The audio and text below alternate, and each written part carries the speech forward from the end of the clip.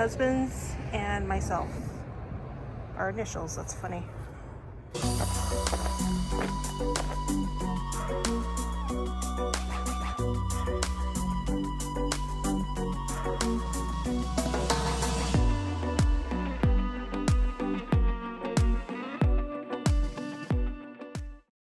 Yep, it came home with me. And I'll admit, it doesn't look like much. Let's take a closer look. It's obviously been weathered for a while. It's pretty dirty. It may have some 8-legged tenants. And it's missing a lot of parts. But you know what? I believe that there's still potential here. I'll get deeper into the story about this piece, but where I found it, it was probably most likely going to end up in the landfill. So my thinking is I really can't do anything to mess this piece up. And why not give it a try? Why not try to do something fun with this? So I thought a trash to treasure video would be a great way in bringing in new content for my channel. And also I thought it would be fun to join a challenge. So this video is for the Bright and Bold Challenge, hosted by the Crafty Creech DIYs and Furniture Flips, also co-hosted by Creep Designs by Twitch. Both of these ladies are super talented. Please check out their channels, and let's dive right into this. The first thing I need to do is to take both of these halves apart. So let's see how it's put together. Underneath, those screws go straight up, and I don't see any screws for the sides here. Check the inside. I do see a couple of nail holes.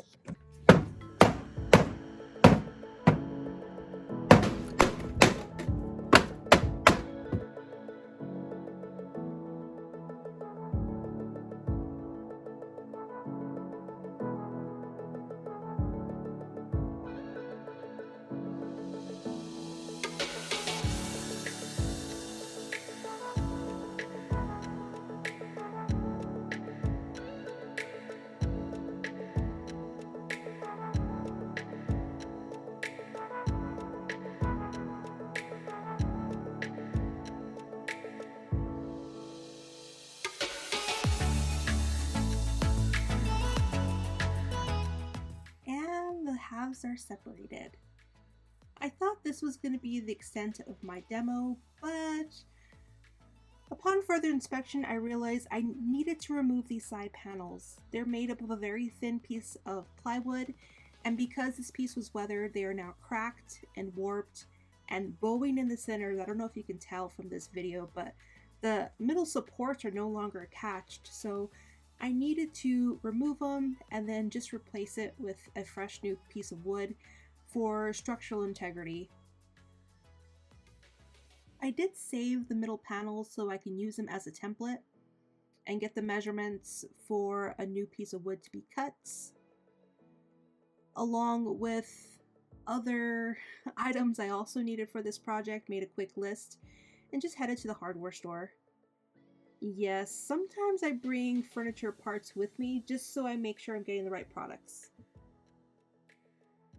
I had to make one little modification on the front because this piece originally had drawers and now I'm going to put a door. So I had to remove just a little bit of that middle support to give me enough room to inset the door within the frame. And I'm going to show you how I did that. I put a piece of wood underneath and clamped it so that I had a stopping point for my router, and then just routered out from the top as much as I could.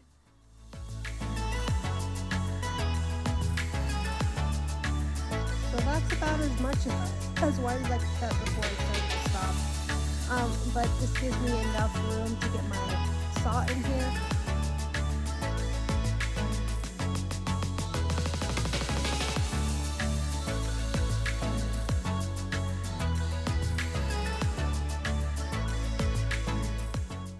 I know it looks really rough, but as long as the door fits in place, I can always just smooth that out with a little 80 grit sandpaper.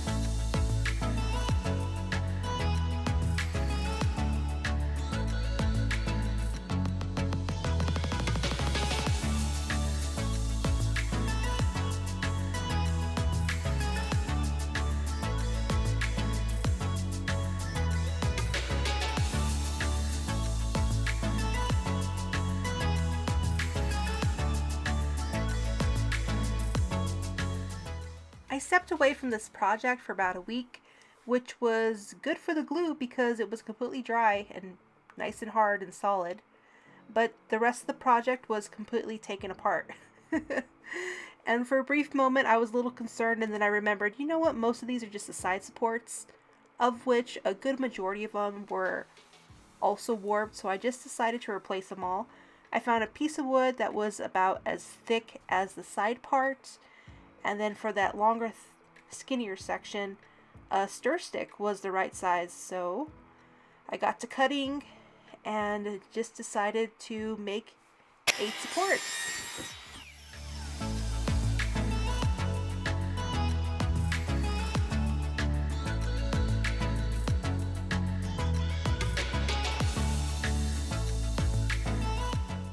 To finish assembling these side supports, I just glued them together with a little bit of wood glue and then held them in place with a little bit of painter's tape. I let them dry overnight to make sure that they were completely dry and cured before putting them into place. Now that I had new supports and new side panels, the wood was completely straight, everything just snapped together really nicely. And it felt good knowing that I was on the right track and I was making improvements that actually were worth my while. And it was time for the hinges. The hinges, these are always fun. I lie. But I am getting better at them. You know, practice does make you a little bit better. I find that it's easier to attach the hinge to the door first and then set the door in place where it needs to be. I had already attached one here. I have a little bit of a gap on the top and a little bit of a gap at the bottom on purpose because you want your door to be able to swing in and out without scraping on anything. And let me show you how I achieve that. So to get perfect spacing, I use a tool that cost 5 cents.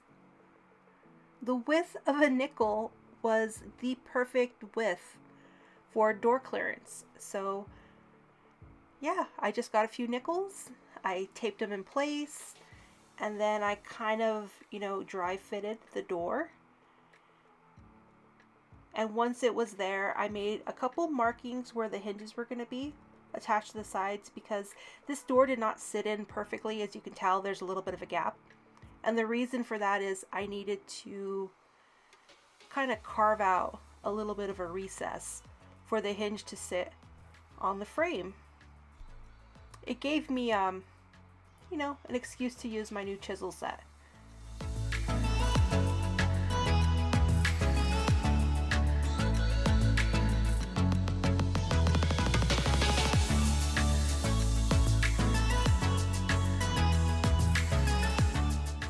I also pre-drilled holes for the screws so I didn't tear up the wood.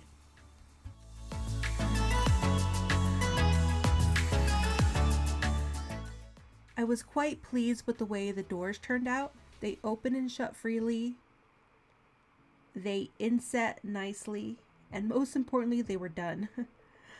Off camera, I made a template for the shelves and then kind of went around the back to see what needed to be cleaned up.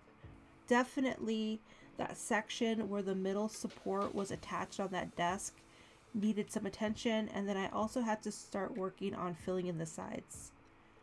Before I did all that though, I decided to move this decorative lip because it was just annoying me. I did not like the way it looked.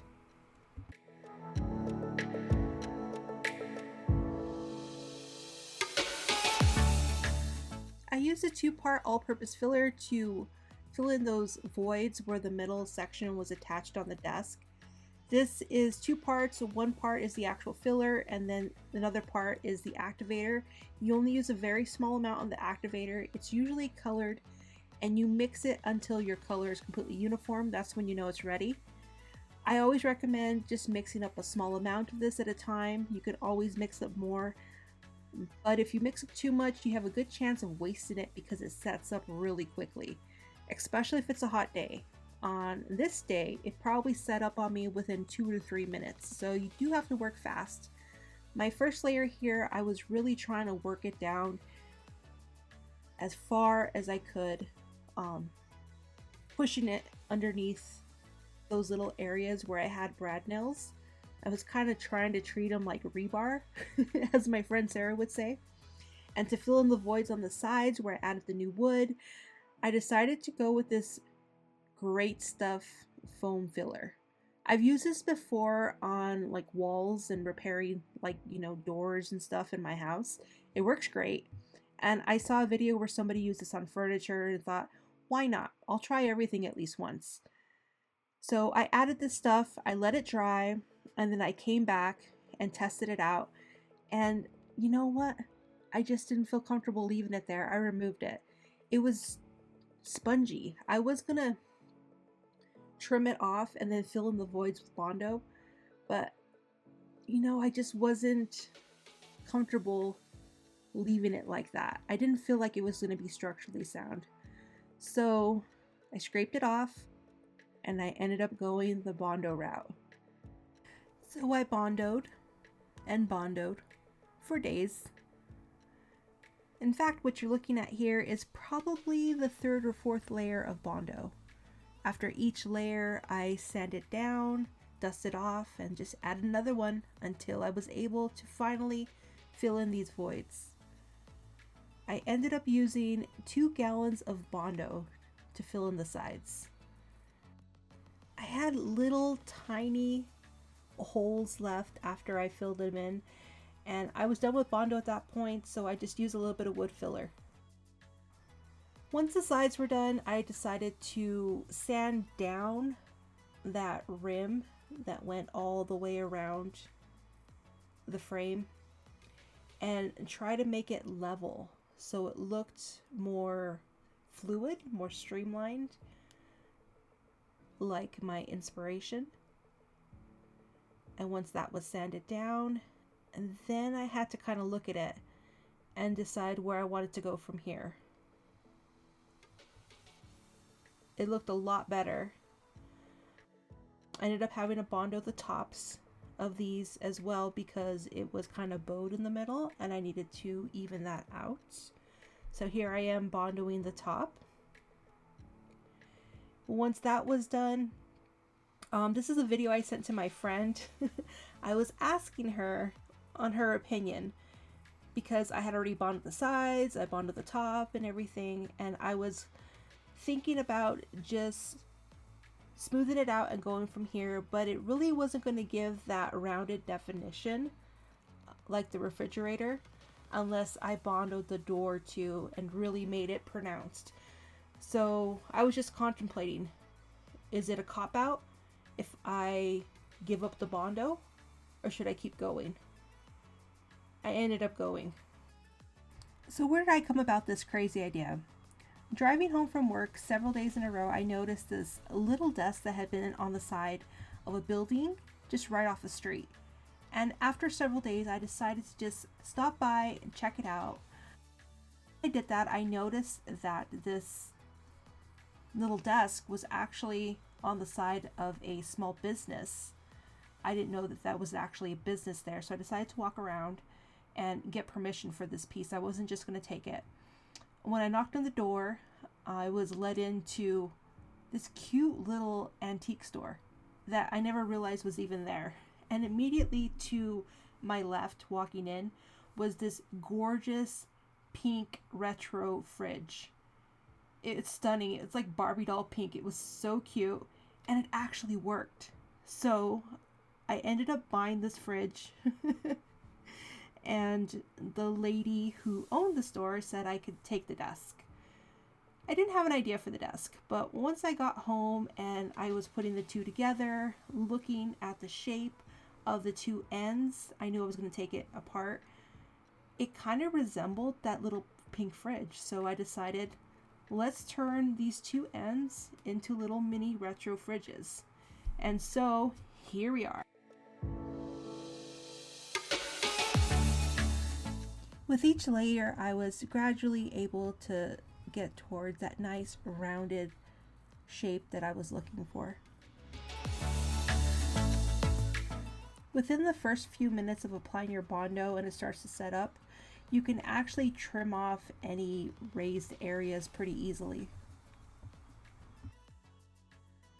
The final little bit of sanding I did by hand just so I can get it as smooth as possible. You can see how much I actually had to build up that Bondo on the door.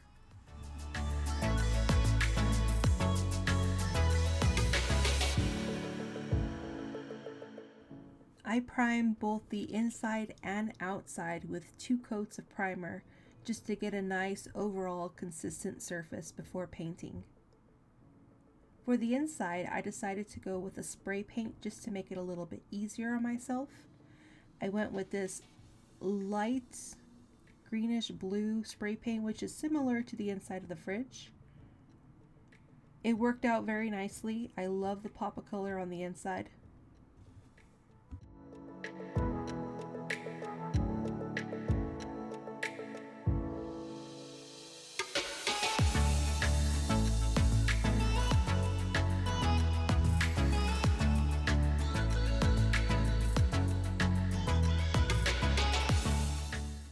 For the outside, I used this wonderful bubblegum pink color that actually matches the fridge almost perfectly. Surprisingly, this is not a custom color. It's a color that Sherwin-Williams already has called Hot Pink, if you want to try it yourself. And I just got it mixed in their all-surface water-based enamel for extra durability.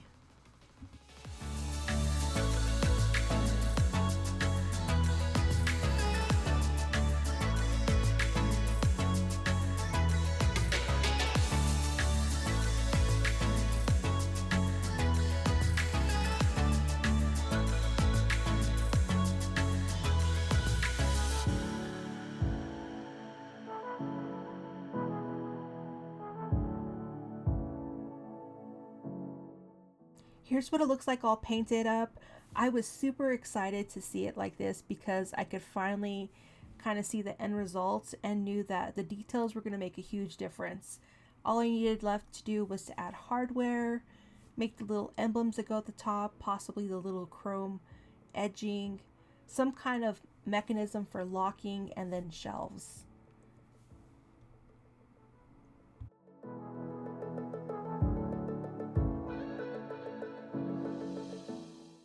I found these drawer pulls off of Etsy. They're actually vintage Stanley pulls. I'm not sure what kind of furniture they came from, but I love them. And what I'm doing here is just polishing up the chrome plating with a little jeweler's cloth. These cloths have actually a little bit of cleaning solution in them, and they're great for chrome. Don't they look like fridge handles? For the closures, these are the smallest closures I could find. I like them because they snap into place either forward or on the side, and I'm going to be installing them on the side. What I did is I just kind of mapped out and marked everything beforehand and put a little piece of tape so I could kind of match up where I need to put them.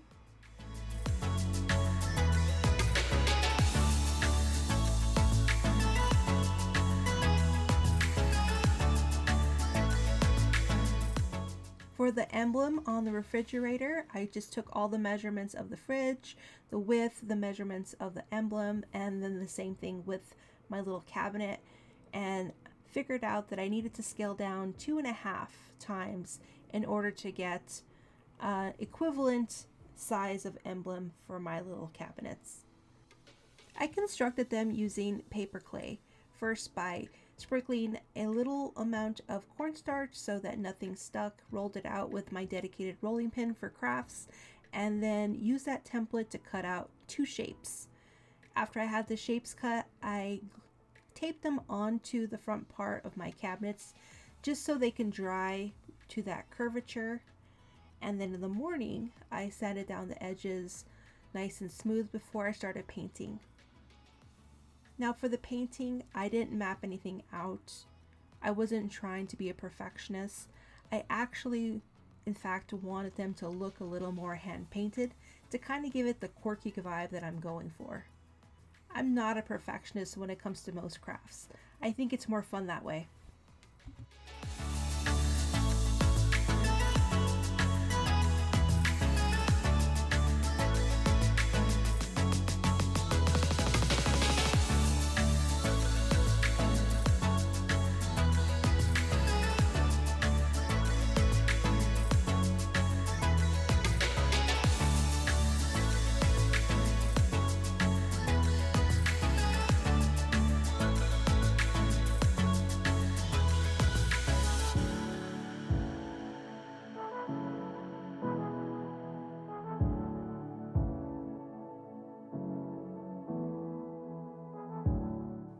I attached the little emblems with a little bit of model cement because I knew that it would dry on contact, and that's what I wanted, something with a really tight hold. You could use super glue, you could use all-purpose adhesive. I mean, there's a lot of different glues that work for this. This is just one that I chose.